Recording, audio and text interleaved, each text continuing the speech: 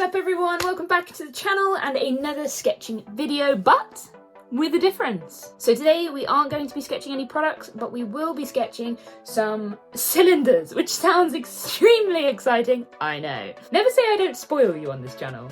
So me being the loving and generous soul that I am going to share with you some of my tips and tricks for rendering materials with a focus of product design, industrial design style sketching. And of course, like every video, this is just my way of doing this. I'm sure there's plenty of other ways you can achieve similar results, probably better ways, to be honest. So if you guys would like to learn how to do this, here's one I made earlier, then stick around. And I don't have anything else to say, so let's go.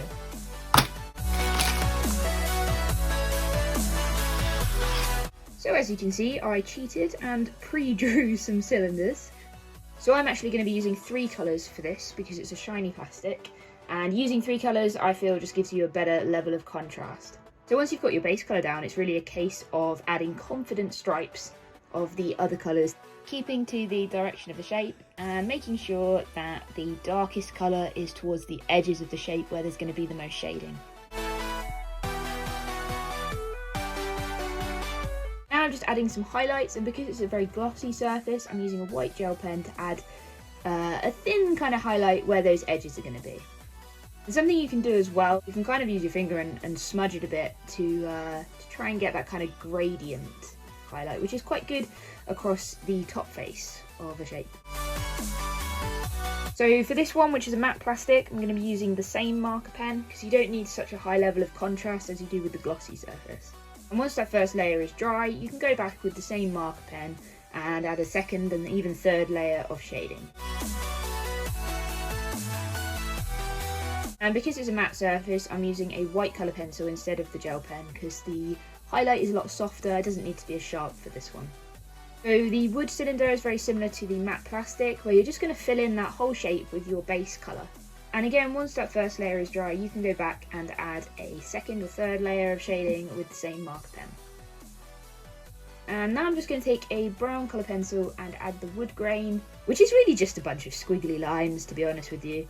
And I just make sure that on that top face, the lines actually match up to the side face. So you can get that kind of consistent grain texture going across the different surfaces. And again, similar to the matte plastic, I am using the white colour pencil to do the main kind of highlights. And I'm just taking that same brown marker pen and just going over some of the wood grains, just not all of them, but just a few to kind of pick out the odd detail. So going on to the metal or chrome cylinder, the main way I go about doing this is pretty much stripes. I think here I'm using a cool grey 3, so sort of mid-tone grey. Oh, my pen's running out as well.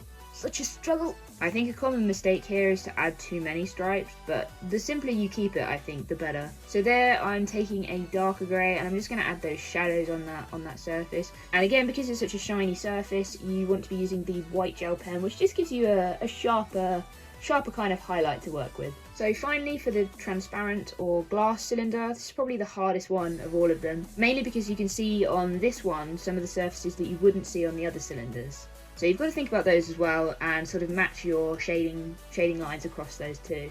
So kind of like the metal cylinder, I'm starting off with like a mid-tone grey. Then I'm taking a darker, I think this is a cool grey 4, and I'm picking out some of the sort of shaded areas there. And that includes on the faces that on the other cylinders you wouldn't actually see. So here it's the bottom face and the back curve of the cylinder. On this one as well, I'm adding some extra highlights, mainly because with a glass cylinder there's actually highlights that you will see on that you won't see on another one, because you've got that inside face to think about as well. And then to finish off, so this is something I do with all of my sketches, where I just put a thicker black outline around the outside of the shape, which just helps to make it clearer, a bit cleaner as well. And of course it wouldn't be complete without some fancy labels so that we know what we're looking at. And again, something I do quite a lot is to just add a bit of a background, in this case just by putting a simple rectangle at the back of it, which I find kind of helps to ground the shapes to the page a bit. And you'll notice with the glass cylinder I've actually distorted the lines of the rectangle just slightly, which just sort of helps to convey the material of that shape. I really hope you guys enjoyed the video and you found it helpful. If you did enjoy the content, feel free to drop a like down below, drop a dislike if you didn't. And if you really like the content, which I really hope you did, then don't forget there is a nice big fat red subscribe button down there somewhere that you can go and click and make me very happy. And on that note, I will see you in the next one.